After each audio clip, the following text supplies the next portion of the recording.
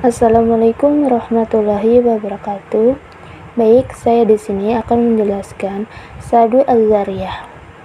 Dari etimologi, Zari'ah berarti wasilah atau perantaran. Sedangkan Zari'ah menurut istilah ahli hukum Islam ialah sesuatu yang menjadi perantaran ke arah perbuatan yang diharamkan atau dihalalkan. Dalam hal ini, ketentuan hukum yang dikenakan pada zari'ah selalu mengikuti ketentuan hukum yang terdapat pada perbuatan yang menjadi sasarannya.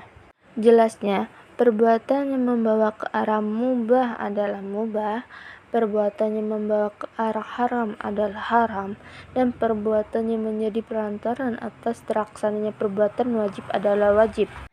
Misalnya, zina adalah haram, maka melihat aurat wanita yang menyebabkan seseorang melakukan perbuatan zina adalah haram juga. Adapun dasar hukum di surat Al-Baqarah ayat 104. Dan adapun dasar sunnah yang berbunyi, Nabi melarang penimbun karena penimbun itu menjadi zari'ah kepada kesempitan atau kesulitan manusia. Contohnya, melarang perbuatan atau permainan judi tanpa uang. Melarang orang minum seteguk minuman keras, padahal seteguk itu tidak memabukkan. Melihat aurat perempuan itu dilarang untuk menyumbat jalan terjadinya perzinahan.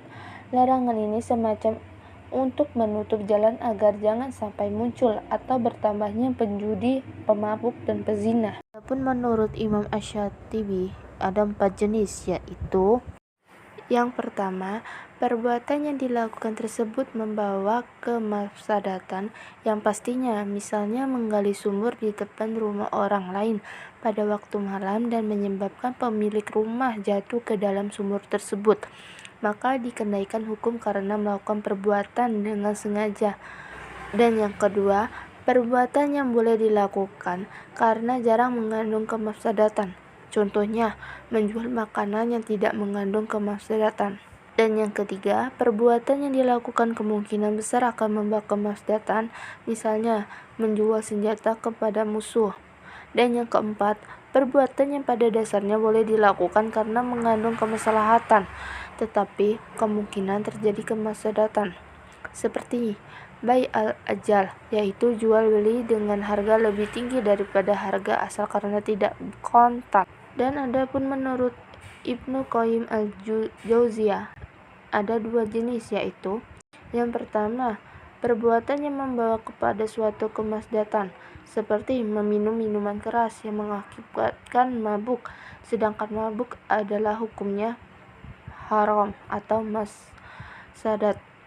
Dan yang kedua, suatu perbuatan yang pada dasarnya diperbolehkan atau dianjurkan tetapi dijadikan sebagai jalan untuk melakukan suatu perbuatan haram, baik itu disengaja ataupun tidak. Contohnya, seperti seseorang lelaki yang menikahi wanita yang ditalak 3 kali dengan tujuan agar wanita itu bias kembali pada suaminya yang pertama, atau nikah at-tahlil.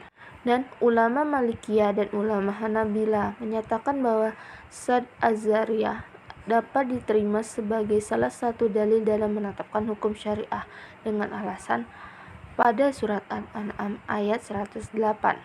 Dan adapun sabda Rasulullah Shallallahu Alaihi Wasallam yang berbunyi, sesungguhnya sebesar-besar dosa adalah seseorang yang melaknat kedua orang tuanya. Lalu Rasulullah ditanya, wahai Rasulullah, bagaimana mungkin seseorang melaknat kedua ibu bapaknya? Dan Rasulullah pun menjawab, seseorang yang mencaci maki ayah orang lain, maka ayahnya juga akan dicaci maki orang itu. Dan seseorang mencaci maki ibu orang lain, maka ibunya juga akan mencaci orang itu. Hadis riwayat Bukhari, Muslim, dan Abu Dawud. Hadis ini menunjukkan bahwa Sad Zari'ah termasuk salah satu alasan untuk menetapkan hukum syariah, karena sabda Rasulullah tersebut masih bersifat dugaan. Namun atas dasar dugaan itu, Rasulullah SAW melarangnya. Dan ulama Hanafiyah, Syafi'iyah, dan Syiah dapat menerima Sad Zari'ah sebagai dalil dan masalah-masalah tertentu dan menolaknya pada kasus-kasus lainnya. Dan Imam Syafi'i memperbolehkan seseorang yang uzur, sakit, musafir untuk meninggalkan sholat Jumat dan menggantinya dengan sholat zuhur. Orang yang uzur Tidak puasa diperbolehkan, tetapi jangan makan di depan orang lain. Tidak mengerti uzurnya, karena akan menimbulkan fitnah. Dan ulama Hanafiyah menggunakan sad zari'ah dalam berbagai kasus hukum. Contohnya, mengatakan bahwa orang yang melaksanakan puasa Yaumul Asyik atau akhir bulan Sya'ban yang diragukan apakah telah masuk bulan Ramadan atau belum, sebaiknya dilakukan secara diam apabila ia seorang mufti. Baiklah, sekian dari saya materi Saddu Az-Zariyah. Wassalamualaikum warahmatullahi wabarakatuh.